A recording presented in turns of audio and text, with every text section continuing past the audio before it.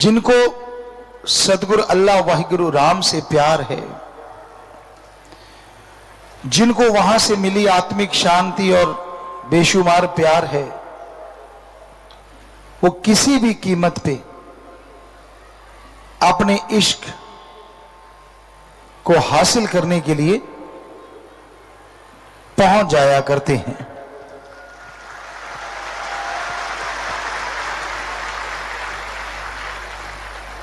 बहुत महापुरुषों ने रब्बी इश्क के बारे में बताया, गुरु सहवानों ने बताया कि चाहे आग का दरिया हो, चाहे जमदूतों का पहरा हो, चाहे रास्ते में बब्बर शेर कूद रहे हों, बोल रहे हों, गरज रहे हों, बादल गरज रहे हों, मूसलाधार बरसात आ रही हो, भयानक तूफान चल रहा हो, अजी मौत भी तैयार खड़ी हो, तो भी रब से इश्क करने वाले कभी कदम पीछे नहीं हटाया करते। अगे नो बधा के पैर पिछे नो हटाना की ते बन के प्रेमी फिर दिल नो डलाना की। अगर सिर्फ ये दो लाइनें आप मान लो ना, आपको टेंशन आएगी नहीं, सत्संगियों को तो खास करके। दो लाइनें अगे नो बधा के पैर पिछे नो हटाना की ते बन के प्रेमी फिर दिल नो डलाना की। या तो आपने इश्क किया हो किसी बंदे से, या तो आपने इश्क किया हो चोर डकैत से, या तो आपने इश्क किया हो किसी पशु जानवर से। नहीं ना, आपने इश्क किया सतगुरु मौला उस रब से। जब उससे रब से इश्क कर लिया, वो तो फिर पल पल की जानता है ना। क्या उसको आपकी मजबूरी का, आपके दुख का पता नहीं चलेगा? पर आप चलने देते नहीं, पहले चीखने लग जाते हो। एक इसी बात पे एक बात याद आ गई, आपको कई बार पहले भी सुनाई है। कोई आदमी डूबने लगे, कश्ती पे सवार थे, अलग अलग धर्मों के लोग थे। तो कश्ती सवार ने कहा, हम डूब रहे हैं।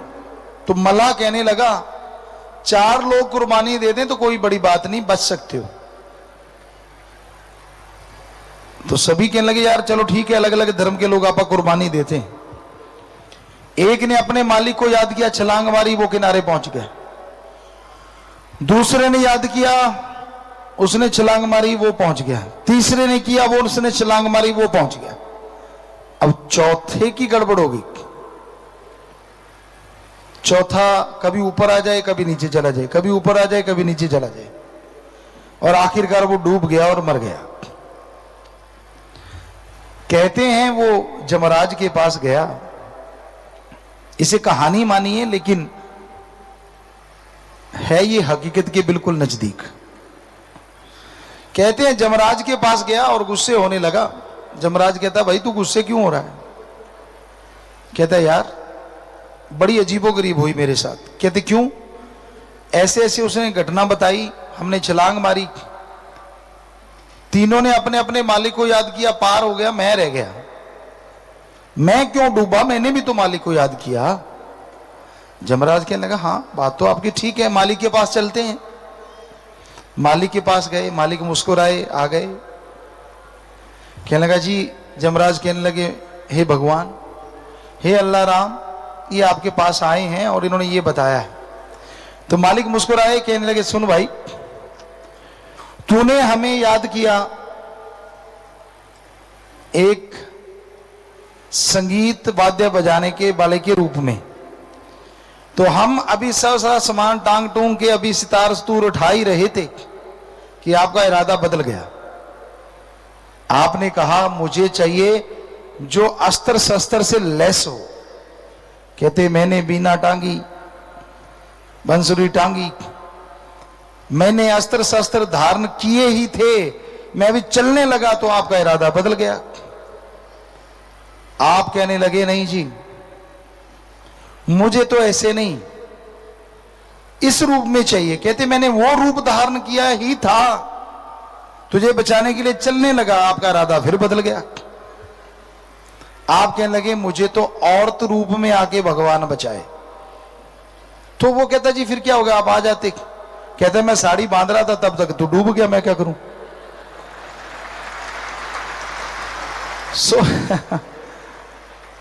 अब चक्कर ये है ना, राम सतगुरु अल्लाह तो आपके दुख दर्द दूर करने आते हैं, पर आपकी एक डिमांड कम पूरी होने वाली होती है, आपकी 10 डिमांड आप साथ में पंजाबी च कहते तय नाल तय ला देने हो। पहले रस्सा बनाया करते थे, हम भी बनाया करते थे, आप भी बनाते रहे होंगे। तो उसमें सण होंगी है, एक रस्सा बनता है उससे, तो कहते धाई नाल धाई लाती। सो आप तो धाई नाल धाई लाते रहने, एक थोड़ी जी पूरी होने लगती है 10 नवियां तैयार, एक फाइल पूरी नहीं होने देंगे 10 नवियां तैयार लिख के भी रब्बा जे आ ही गया तो फिर आ भी कर जी। सो भगवान पे दृढ़ यकीन रखना बहुत जरूरी है। दृढ़ यकीन रखो, हो नहीं सकता कि आप जो करो और वो आपको खुशी का कोई कारण ना दे, मतलब ही नहीं है। दुनिया से उम्मीद मत रखिए, वो आपको दुखी कर सकते हैं, परेशान कर सकते हैं, टॉन्ट कर सकते हैं, आपकी खुशी को भंग कर सकते हैं। इसलिए हजम रखो, क्योंकि तेनू यार नाल की थी, तेनू चोर नाल की, अपनी निवेड़ तेनू होर नाल की। तू तो ध्यान रखना अपने सतगुरु मौला से, वो तेरे पे खुश, और जिससे यारी लगाई अगर वो खुश है तो दूसरों से क्या टिंडियां लेनी है। फिर सीधी सी बात, लेना भी क्या है किसी से। पर अगर वो नाराज हो जाता है तो दूसरे चाहे लाखों खुश होते फिरें, वो जिंदगी का मजा नहीं आता जीने में जो उसके इश्क में आया करता था। तो इसलिए ये बहुत जरूरी हो जाता है कि आप अपने सतगुरु मौला से लिव जोड़ के रखो, उनसे तार जोड़ के रखो, दृढ़ यकीन रखो। क्योंकि जो दृढ़ यकीन रखते हैं उनके लिए रास्ते अपने आप बनते चले जाते हैं। जो दृढ़ यकीन रखते हैं उनकी मुश्किलों का हल अपने आप ही होता चला जाता है। इसलिए बन के प्रेमी फिर दिल नु डुलाना, डुलाया मत करो। जरा सा ये हो गया टेंशन, ओह मर गए, फिर थोड़ा ठीक हो गया, तन माल का तन। अरे जब माल का ही तन है तो फिर तू क्यों ऐसे कर्म कर रहा है बार बार। तो टेंशन ना लिया करो सत्संगी बच्चों। या तो ये बताओ आपके टेंशन लेने से कभी काम ठीक हुआ? तो सारे परिवार को बिठा दिया करो टेंशन लेने, भी हाय तौबा मचाओ भाई क्या पता ठीक जल्दी हो जाए। नहीं होता ना, शरीर भी खराब, दिमागी तौर पे भी खराब, पारिवारिक तौर पे भी खराब। तो टेंशन क्यों और किस लिए? करना तो सतगुरु मौला ने, और जो उसने करना है उसे कोई रोक नहीं सकता। बदल सकता है तो वो मालिक बदल सकता है आपके पाप कर्मों को, बदल सकता है तो वो सतगुरु बदल सकता है आपके पहाड़ जैसे कर्मों को। तो उससे जब बात कर सकते हो तो बीच में बिचौलिया डालने की क्या जरूरत है? सीधा डायरेक्ट चलने दो ना। बड़ा ही अजीबोगरीब प्यार होता है कईयों का। मुझे फलां सेवादार ने बैठने से मना कर दिया, क्या क्या आशिकी है ना। देखो कमाल की बात, इसलिए मैं नहीं आता। ले लाता रंग, वाह आशिका तेरे नाल तो भुमकड़ चंगा, चाहे ਉਹਦੇ फंग मच जाते फिर भी लंडा बन के तुरया फिरदा। जरा सी बात पे ना ना ना मेरे को उसने ऐसे बोल दिया, मेरे को धक्का दिया, यार फलाने को ये हो गया। ऐसे मत किया करो। जिस मालिक से अल्लाह वाहिगुरु से लिव लगाई है, जिस सतगुरु ने आपको प्यार की रीत की पढ़ाई करवाई है, उससे इश्क रखो ना। सारी दुनिया एक पासे और मेरा सतगुरु प्यारा एक पासे। जब प्यार उसी से होता है फिर बेगाना कोई नहीं होता है, और प्यार रब से होता है फिर रब तो क्या, यार के बिना रब कोई नहीं दूजा होता है। सो जब उस यार रब से प्यार हो जाता है तो आदमी के अंदर की सिक्स सेंस कह लो, धुन कह लो, आत्म बल कह लो, वो इतना बढ़ जाता है, इतना बढ़ जाता है कि इंसान को गम चिंता नहीं सताती, परेशानियां पास नहीं आती, और वो हंसी खुशी जिंदगी व्यतीत करता है। उसे तमीज नहीं रहती, खुशी में फटता नहीं और दुख में घटता नहीं, एक रस रहता है। आशिकी ये नहीं होती कि अगर मन के अनुसार मांग पूरी हो गई तो सतगुरु पूरा है, और मन के अनुसार पूरी नहीं हुई तो सतगुरु अधूरा है। ये तो फिर आपके मन का चाल चलन है भाई। मालिक सतगुरु किसी को अजमाता ही नहीं, पर अगर अजमाता है तो अजमाने के बहाने बेशुमार प्यार उसे लुटाता है।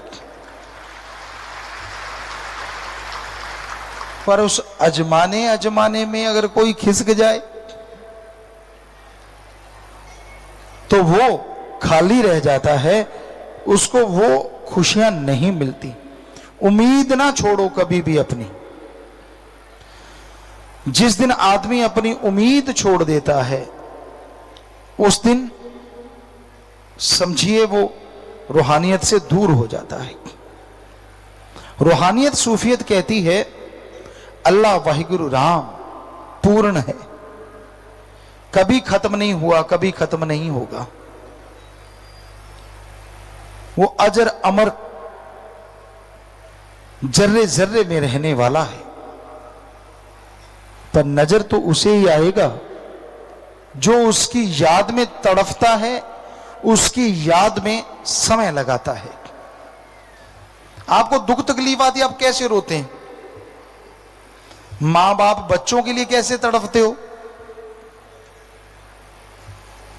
कभी ऐसा आप अपने सतगुरु के लिए, अल्लाह वाहिगुरु राम के लिए तड़पे हो? हमने कईयों को देखा है, बच्चा अगर उनकी औलाद कह दे कि नहीं ये है तो झट से औलाद के साथ हो जाते हैं, और सतगुरु मौला की परवाह ही नहीं करते। अरे जिसने बचपन से प्यार दिया हो, जिसने सदियों से नवाजा हो, पल में सिर्फ औलाद के लिए, और पता नहीं वो औलाद घर में जाके कब लात दुलत्ती झाड़ दे और आपको घर से बाहर निकाल दे, फिर रोते फिरोगे। इस कलयुग में सारे एक जैसे नहीं होते। 5.5 करोड़ में ऐसे करोड़ों सत्संगी हैं जो भगवान को भी कहते हैं अगर आना है तो हमारे सतगुरु यार के रूप में आ, वरना ना आ।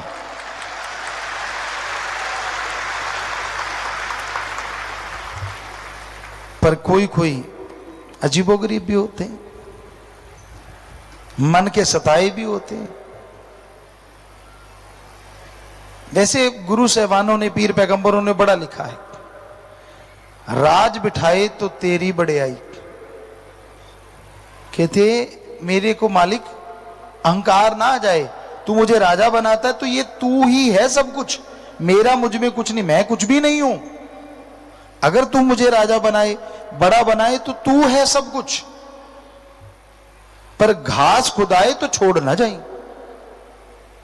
अगर तू घास मुझसे खुदवाएगा तो भी मैं तुझे छोड़ूंगा नहीं। ऐसी ताकत देना, ऐसी हिम्मत देना मेरे मालिक। यानी तमीज ना रहे इश्क में चलने की। और आपको बताएं रब्बी इश्क में जो नजारा है, अरे कहां है दुनिया के इश्क में? वो तो क्षणिक आनंद के लिए लोग पागल होकर घूमते रहते हैं, काम वासना के लिए, एक दूसरे की हाँ में हाँ मिलाने के लिए एक दूसरे का सहारा ढूंढते रहते हैं।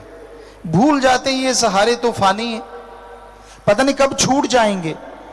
एक सहारा लासानी है और वो सहारा है अल्लाह वाहिगुरु राम का, सदगुरु मौला का, जो कभी नहीं छोड़ता। आप छोड़ देते हो बहुत बार, फिर पकड़ लेते हो बाजू, फिर छोड़ देते हो, फिर पकड़ लेते हो, मैं नहीं मानता, रूठ जाते हो। सतगुरु फिर मना लेता है, फिर हाँ हाँ अब मैं मानता हूं थोड़े, फिर कईयों के तो मुंह टेढ़े ही रहते हैं, हो जाता है ना, कहीं किसी की नकल करते हैं। पहले छोटे होते पंजाबी में लोग कहा करते चिबिया ना चढ़ाया कर मुंह ओमी हो जूगा, सुना करते थे ऐसे बुजुर्गों से। तो वाकई कईयों के मुंह बड़े जल्दी टेढ़े होते हैं, कई किस्म के लोग होते हैं। एक होते हैं कि छाती के बार को सह जाते हैं और सामने वाले को पता भी नहीं लगता छाती पे बार भी हो गया। और एक होते हैं कि छोटा सा कांटा भी कहीं खरोंच हल्का सा साथ लग जाए तो वो चीखते ओए मर गया मर गया मर गया मर गया मर गया। ये जज्बा इश्क का होता है।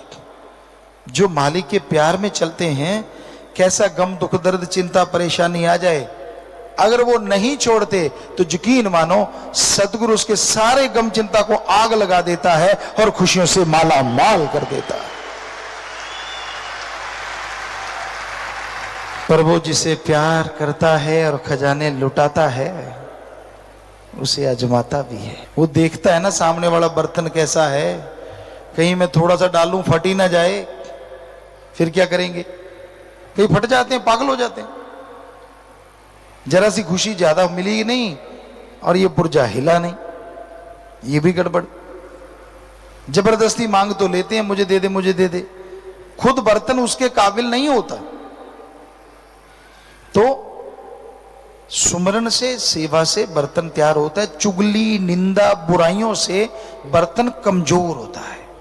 और जितना बर्तन कमजोर होता जाता है उतनी रहमत कम होती जाती है, कम होती जाती है। क्योंकि मालिक तो दयावान है, वो उतनी रहमत फिर नहीं देता जितनी तब देता था जब बर्तन उसके काबिल था। क्योंकि उतनी देगा तो वो फट जाएगा, पागल हो जाएगा, इसलिए वो अपनी रहमत कम करता जाता है, यानी उसको मिलनी कम हो जाती है। रहमत तो वैसे ही बरसती है, पर मालिक की रहमत तब कम हो जाती है जब आदमी चुगली निंदा बुराइयां उनमें सिर फंसाए रखता है। कई बार गाया करते हैं, एक जे एहसान होवे हो सकता मैं भुल भी जावा, लखा ने एहसान कीते दाता दस का के मैं भुलावा। कि एक एहसान हो जाए ना। हमने यहां जन्म लिया था बापूजी श्री गुरुसर मोड़िया में, वो कहा करते थे अगर किसी ने एक बार हां कह दी ना तेरे पीछे तो समझो सारी जिंदगी उसका साथ देना। यानी एहसान तो दूर की बात, उन्हीं की बात आपको बताते हैं। एक वो किसी ऊंच नीच को नहीं मानते थे, हम तो 100% ही नहीं मानते थे, वो भी नहीं मानते थे। तो एक छोटे जिसे जात कहते धर्म कहते हैं, कोई केस था, क्योंकि अकेले थे और बहुत ज्यादा जमीन जायदाद थी, तो बापूजी पे के लोग केस करते रहते थे। तो उसने जाके सच्ची गवाही दी, झूठ कुछ नहीं था, सच बता दिया कि ये नंबरदार ऐसे ऐसे करके सच्चा है।